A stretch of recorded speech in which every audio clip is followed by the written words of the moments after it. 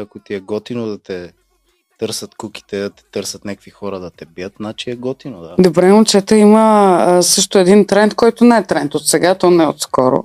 Лошите момчета и далавераджиите.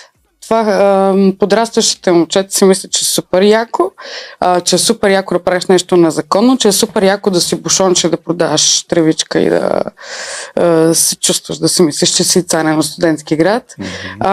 Готино ли е да си лош или е по-скоро или е готино да си тежиш на мястото, без да правиш на законни неща?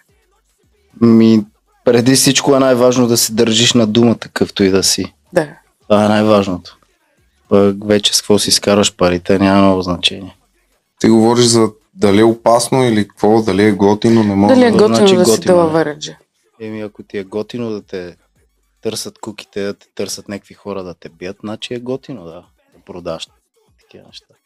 Мислите ли, че много от хейт коментарите, които бях чела под ваши клипове, са на такива тип майки орлици, които казват, ето вие наложихте примерно сина ми да се чувства добре, като е лош, като бие, като има агресия, а реално искам да кажа, че такива неща се случвали не само от вашите песни.